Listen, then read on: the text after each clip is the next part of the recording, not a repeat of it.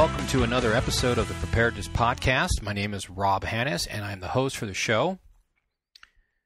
This is the second podcast in the new series. I got a lot of great feedback from the first one, so we're just going to continue on with this one. Before we get into the topic, though, I want to take care of some housekeeping stuff, because otherwise I usually forget, and then I put out the podcast, and then suddenly I'm like, oh, I forgot to mention all this stuff. So let's go ahead and get this out of the way here. As you probably have noticed, I have renumbered all the old podcasts, and I have re-uploaded them to the server. This means that basically, if you have a subscription, like in iTunes, which I know most of you do get the podcast through iTunes, what's going to happen is if you basically, click refresh, you're going to get duplicates, and it's going to look really kind of funky in there. I have a blog post on how to fix this, but just quickly, what you need to do is you need to basically delete, or you need to unsubscribe from the podcast. You need to delete all the podcasts, and then you need to resubscribe. You need to go into the iTunes store, find the Preparedness Podcast, and then resubscribe. And what that will do is that will list all the podcasts in your podcast folder in iTunes, and then you have to click the Get All button, and it'll re-download everything. I know this might be kind of a pain. It really takes about a few minutes to actually do it, and then however long it takes to re-download all the episodes. I do apologize for having to make any of you do this. It wasn't my intention to screw this up for you. I wanted to make it quick and seamless. However, going back through the podcast and looking at what I had, and I was going through, and I found a podcast that was a duplicate. There was like two of the same show right after each other, or one right after another. So I want to get rid of that. And then there was some. It just turned out that there was only 113 shows, and I wanted to get rid of because we had episode 18 part 1, 18 part 2, 18 part 3, stuff like that. And I wanted to make it clear so that if I refer back to a podcast, or somebody refers a podcast to me, it's very clear which one we're talking about. So I apologize for any inconvenience this may have caused you. Also, while you're in the iTunes store looking for the podcast, please note that we have a new logo. The microphone with the TPP letters in the background, not there anymore. It's a completely new logo. If you want to see what the logo looks like, go to the website, thepreparednesspodcast.com, and you're not going to be able to miss it. My wife and I created the logo from scratch, and we really like it, and we think it says a lot about what the podcast is about.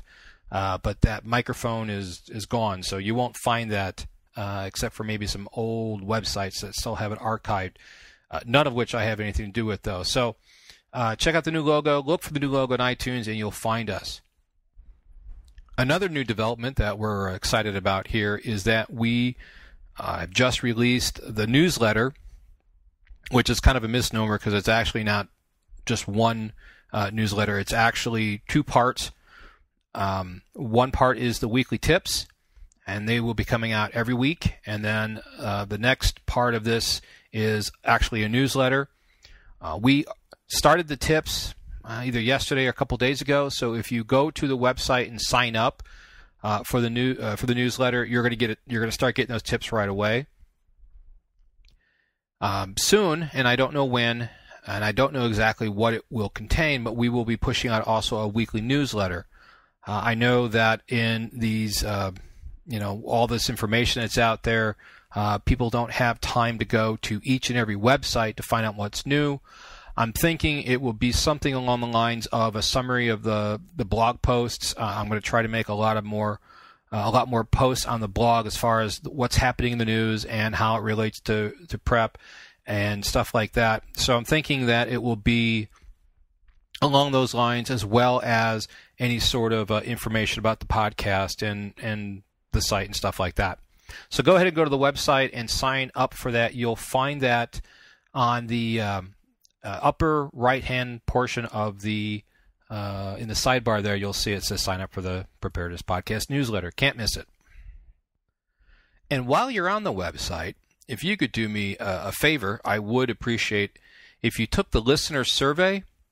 The listener survey helps us identify metrics and stuff like that. The service I use to track how many podcast downloads we have offers a survey about the listeners and stuff.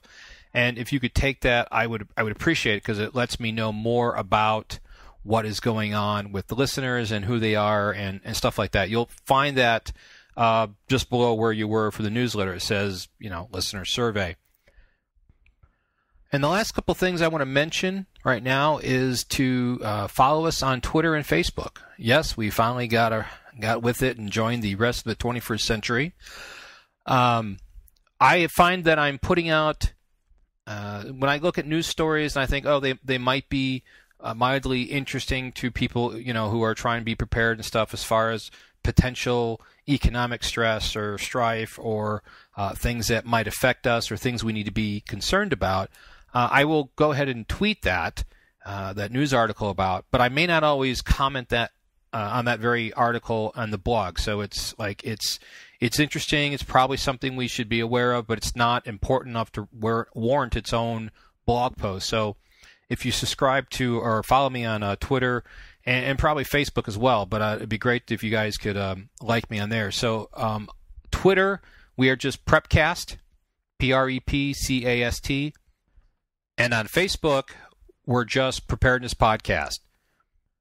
Okay, so that's the housekeeping stuff. Let's get on with the topic of the podcast, and that is the Preparedness Psychology Foundation, understanding what motivates us.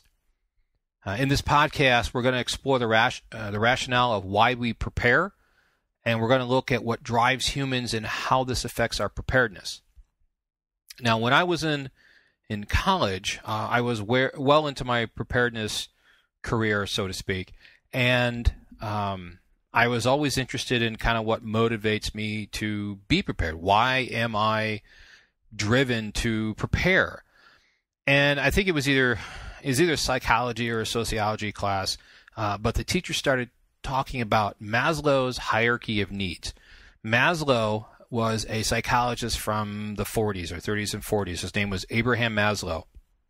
And he came out with this paper, and from there it was derived his hierarchy of needs. Typically, when you see this Maslow's hierarchy of needs, there's this graphic that goes with it, and it's typically a triangle with a point at the top, and he has 5 levels of motivation. And his levels are physiological, safety, love and belonging, esteem, and self-actualization. And as soon as I saw this and what these levels were, it dawned on me immediately that this was nearly identical to the types of motivation that I have as somebody who's trying to be prepared. Or perhaps a better way of putting that is, when I saw the different levels that Maslow had identified for what motivates humans to accomplish things, or what their needs are and why they're driven to take care of those needs or satisfy those needs, I saw a direct correlation there, and it like spoke to me as like, oh wow, this is absolutely helps me explain why I'm motivated to accomplish various aspects of my preparedness. Well, you know what? Let's go over it, and I think it'll become a little bit clearer. What I've done is I've created a survival hierarchy of needs based on this, and I think it makes a lot of sense towards what drives us to be prepared. So the first level is basic survival. And in this level, your motivations are air, water, food, shelter, fire, sanitation, the basic things you need to survive. Without these, you can't accomplish anything else. You have to be able to acquire these things in order to live, quite honestly. The next level up is security. Now, the reason that these are stacked on top of each other, and I have I've created a graphic that goes along with this that makes it really easy to kind of put it into perspective of how this kind of all plays together. And I've got it on the website. So go to the preparednesspodcast.com and probably search for survival hierarchy needs, and it should be able to pull right up. But you'll see this graphic there. The very first things you have to accomplish, the things that you're motivated the most by, are going to be the things that you need for basic survival: air, water, food, shelter, fire, sanitation. Now, there are other things in there too, like you could put warmth and stuff, but these are your basic stuff that drives you to acquire these. So these are the basic things that you need to prepare for. And if you kind of look back on your preparations or look at what the basic preparations are, you'll see that you're basically preparing for a lot of this level, this basic survival level. Now, the next level up from that is security. This includes defensibility and physical security, your health, your ability to pay bills, having a secure income, a low risk of losing your property, the ability to acquire additional resources, and minimize risk, like having insurance and stuff like that. So the way these two levels tie in together is that you need basic survival stuff. Once you've got that accomplished, the next thing that motivates you is having a sense of security. You need to be able to protect your things. You need to be able to have, at least in a modern society, and I don't mean like caveman stuff, I mean like, you need to have a job, you need to have property, you need to not be in risk of losing that property, you need to pay your bills, you need to have a secure job. Once you acquire these things and the security level, that basically fulfills those needs, and you can go on to the next level, that being belonging and acceptance. So once you've acquired the ability to have a secure household life, you're able to provide for your family, pay your bills, everything's good there, then the next thing that motivates us is belonging to groups and being accepted by people. So for us, we are looking to our spouse and our family and our peers, and we want them to accept us that we're not crazy. Preparedness is a good thing. And we also will be looking to interact with people of like-mindedness. For example, the stuff that you do online, going and participating in forums or chat rooms and looking at other preparedness and survival websites and looking what other people are doing, that is your need, your motivation for belonging to a group of people. We all want to belong to a group of people.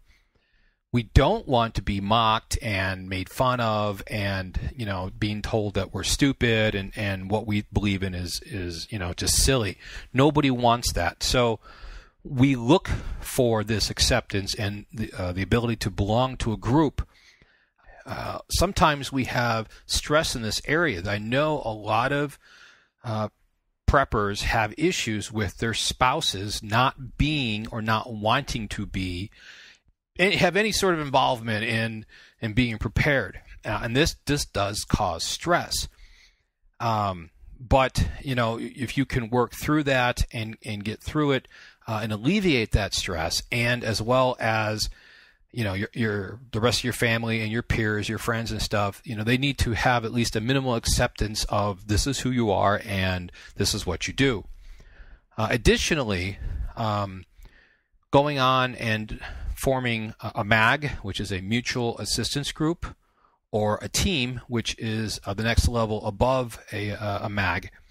This allows you to form groups of people who think like you do, have the same common goals of being prepared. And a MAG, an MAG, is a mutual assistance group. It is a group of people who basically promise to help each other in times of need. That doesn't necessarily have to be in times of disaster. It just has to be, if you lose your job or your house burns down or your car breaks and you need a ride or whatever, however you don't want to define it. This group of people basically pledge their assistance to each other. And it's not a team, it's a mutual assistance group. The next level up from there is teams. This is where you have a close-knit group of people who they train together, they plan together. Their plan is to be together in a disaster or an emergency or some other crisis event. They actually are planning to be together and work as a team to get through it. Okay, so that's the first three levels. Basic survival, security, and then belonging, acceptance. And hopefully you're starting to see how this interacts. You cannot begin to feel like you belong or you're accepted unless you are comfortable with the fact that you have security. You've got health, you've got insurance, you're able to pay your bills, you've got a house, you're renting an apartment, you got a stable job. And it's going to be really difficult to get those things unless you can provide, the basics of water, food, shelter, stuff like that. So the next level above belonging and acceptance is confidence and assurance. This is the confidence in your survival skills. It's the confidence in your preps, knowing that you are prepared to keep your family safe and provide for them no matter what happens. Now, what this is basically once you've acquired the first three levels, then the level of confidence that you feel grows. You know, and you interact with your peers, and you interact with your teams or mags and people that are like-minded, and you learn more and you increase your preps. You increase your security, and you acquire more preps. All of this builds the confidence that you need to know that you can take care of your family no matter what. And that is, quite honestly, one of the biggest goals that we as preppers have. We want to take care of our family no matter what happens. Once you obtain that level, the last level is self-reliance. And this doesn't mean that you're living on a farm and growing all your own food and don't need anybody. This is the ability to rely on yourself. You can adapt, overcome, and survive various situations. You have your preps, so that gives you options and opportunities to solve problems. Doesn't matter what that problem is, having preps gives you options. It gives you the opportunity to make a variety of decisions because you're prepared. It allows you to have charity and morality. If you don't have enough food for your family, you're not going to have any food to give to other people. Being prepared and being at this level allows you to be able to do those things. And I think most importantly, what preps do for me, and I think for a lot of other people, even though they may not know it, is basically when you're prepared, when you know that you can take care of your family, when you have the physical preps, food, water, gear, supplies, you have the skills, you have the knowledge, you have the tools. What that does is it makes you not be beholden to others. You don't have to do something if you don't want to. You can choose the right thing to do, whether it's the right thing to do because it's the moral thing to do, or because it's the right thing for you and your family. Because you have options and opportunities and you've prepared, you're not beholden to anybody. You don't have to do something that you don't want to do. For example, if you're well prepared, say, for example, you have a decent amount of food storage and you have enough emergency cash to pay bills and stuff, and you lose a job, you're not going to be as stressed out over it. You don't have to go live with your brother-in-law. You don't have to ask for handouts from your family to help you. You can take care of it. That keeps you at the confidence level, at the very least, because you're taking care of your own problems. You don't need somebody else to help you. You don't need a hand out. You've got it covered. So to me, this is huge as far as, what we're trying to accomplish as preppers.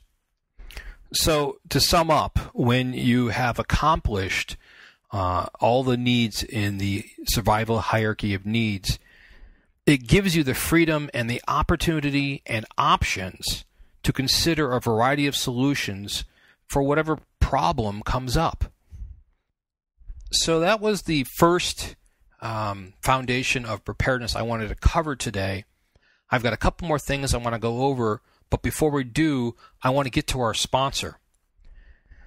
As you've heard me talk on this podcast before about being prepared economically, in addition to having an emergency cash supply, I think everybody should have a supply of gold and silver on hand, because gold and silver do protect the wealth of your savings. Jeff Bennett of FlyingEagleGold.com is one of the straightest shooters I know in this industry.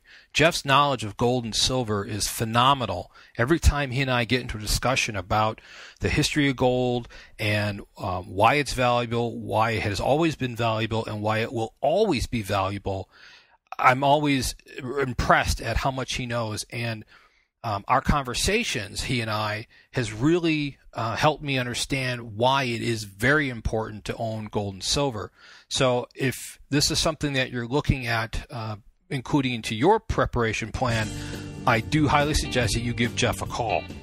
Regardless of the dollar price involved, 1 ounce of gold would purchase a good quality man's suit at the conclusion of the Revolutionary War, the Civil War, the presidency of Franklin Roosevelt, and today. You may not be in the market for a new suit, but you don't know what the future may bring.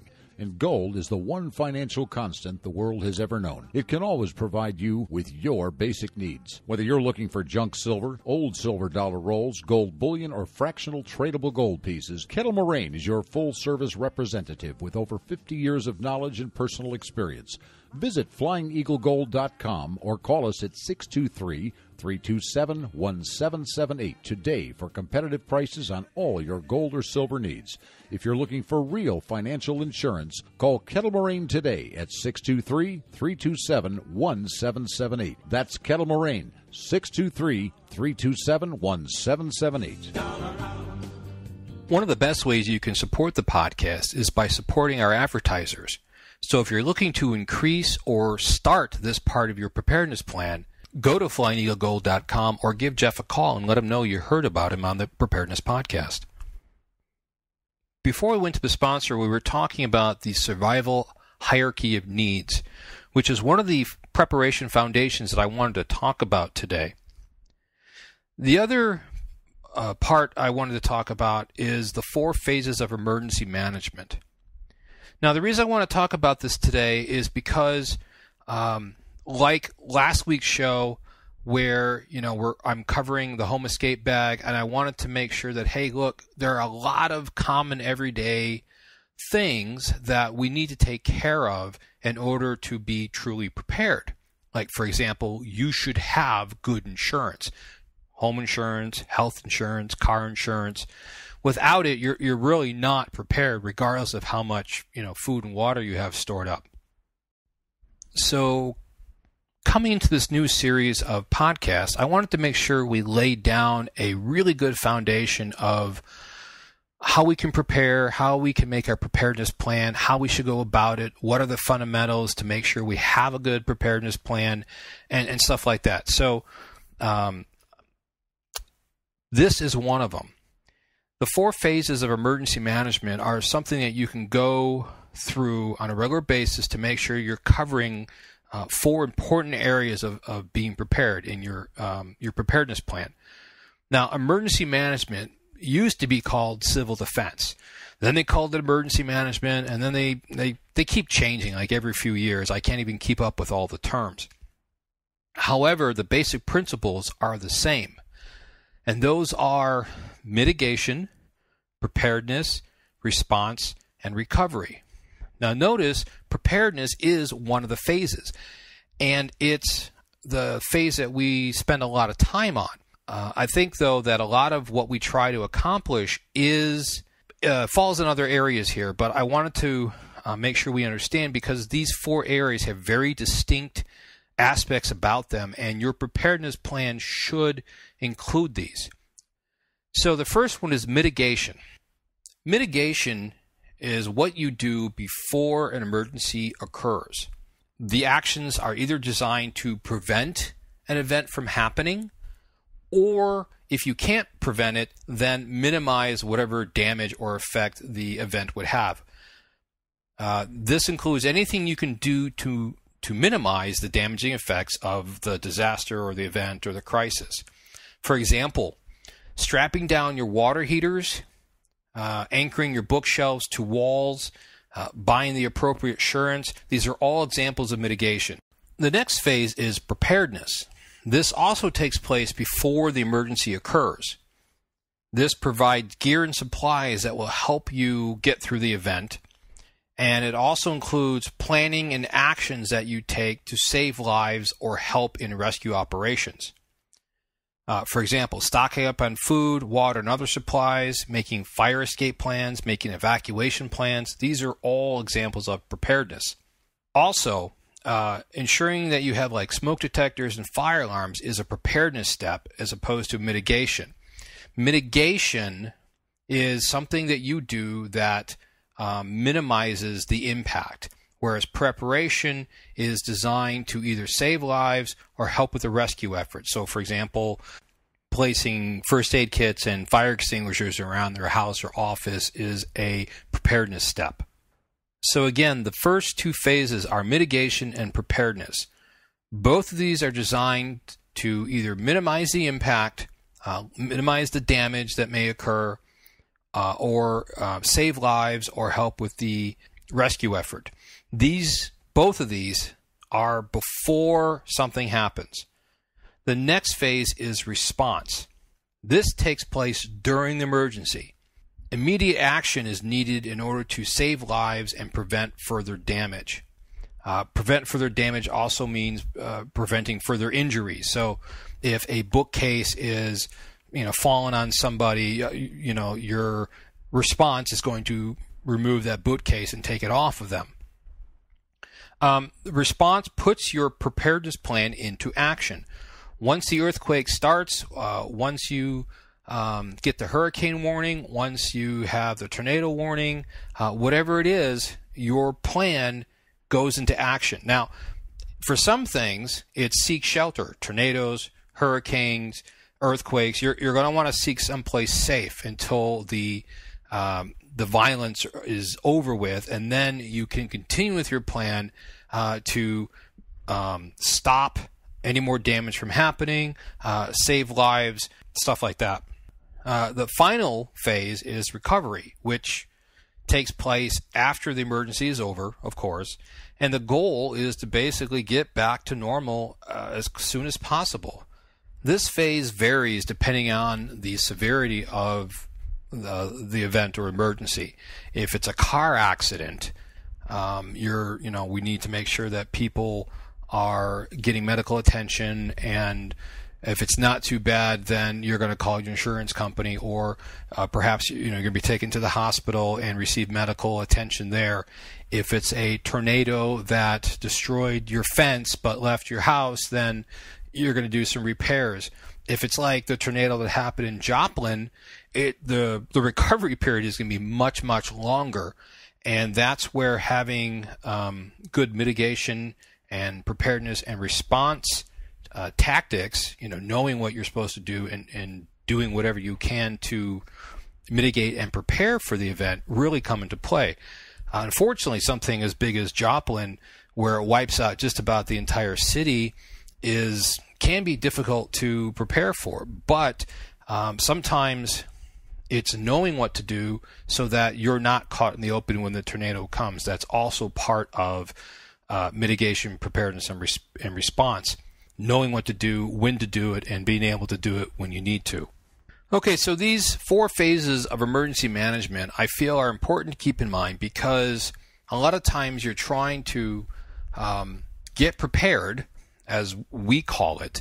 And really, your preparedness is broken up into 4 different phases, and knowing what part goes into what phase can often help streamline your plan. Knowing that, okay, I do need to have some mitigation. If I'm planning for an earthquake, a flood, a hurricane, something like that, there are distinct mitigation actions that you need to take that are different from preparedness actions. So keep this in mind when you're making your preparedness plans, or go back and evaluate your preparedness plans using this and making sure that you cover each one of these aspects. Now, the last thing I want to talk about is a preparedness mission statement. This is something I brought up before, last year or the year before, but I think it's important because mission statements are designed to provide the overall concept or principle that you're working from. And since this podcast is about preparation foundations, I thought it was important to go over again. Now, this is going to be my preparedness mission statement, but I encourage you to make up yours that works for you. One of the things that we always say here on the Preparedness podcast is do your own research, and in this case, make this apply to you. You may think that you don't need one, and that's okay, but I find that sometimes when I need to kind of reset and make sure I'm on the right path, I fall back to these things, and I can find the information I need.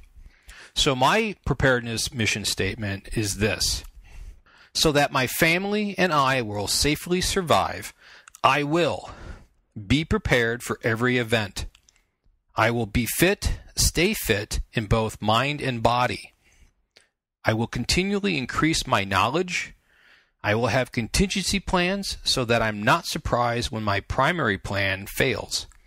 And I will help others whenever possible, but keeping in mind that the safety of myself and my family are my primary responsibility. The mission statement can also provide guidance in a stressful period of time where things are very chaotic and they're very fluid. And let's say, for example, an economic collapse where we have to worry about bartering, we have to worry about protecting what's ours. We're under a lot of stress. A lot of times you're going to be looking for guidance, and if you provide your own guidance while things are calm, then you can look back and you can say, yes, this is what I need to do. This is how I need to act. This is what is in my best interest. And I think these are sort of the guideposts that we can create for ourselves to know that we're on the right path. Now, this isn't to say that this is set in stone. You can never change it. I mean, I have added one thing to my mission statement since the last time I talked about it with you. But that's why I think you should make yours up, that one that fits you. These are the things that you want to accomplish. But again, don't feel that you can never change them. Of course, you can change them as your values and those things that are important to you change throughout your life. So should your plan. And that's going to do it for this podcast. We've been talking about the preparational foundations that I find important in keeping my preparedness plan on the straight and narrow, so to speak. We've talked about the survival hierarchy of needs. We've talked about the 4 phases of emergency preparedness, and we've talked about having a preparedness mission statement. I feel that these are a macro level of organization that you can lend to your preparedness plan. The only thing left to cover in this podcast is to give out the preparedness project for the week. This week's project is going to be a continuation, basically, of last week's project. Last week we talked about the home escape bag, and in that I said you should have a copy of all your important documents. For this week, if you haven't done this already, this is a good time to do this, is you need to scan all your important documents and make copies of them. So not just a digital scan on the computer, but a physical copy on paper, probably several. These paper copies need to be distributed in safe locations. I would keep one set, including the originals, in fire safes. Like if you have a gun safe that's fire safe rated, you can keep a set in there. If you have another fire safe for smaller documents, keep a set in there. You can also buy a small fire safe and that locks up, and you can keep them at like your parents' house or a friend's house or someplace that's close by, but not in your house. But I would also, while you're doing this, it's a good time to digitize them, and you can then encrypt them. There are various apps for both PC and Mac that will encrypt files, and then store those encrypted files like on a cloud server like Dropbox or SugarSync or something like that, so that you have access to them even if you lose all the paper copies. And likewise, if you lose access to the internet somehow, you still have the paper copies to fall back on. Rebuilding your life, getting insurance to pay out and know what your bank accounts are so you can get access to your savings and your money and stuff. These are important aspects that you're going to need when your life has been turned upside down. It's extremely important when the disasters and emergencies are more of a personal nature, like a house fire, but they can also come in play for bigger emergencies like hurricanes, earthquakes, floods, where your stuff, along with a lot of other people's, has been wiped out. You're going to need this information. That's the Preparedness project for the week. So until next time, folks, enjoy life and stay safe.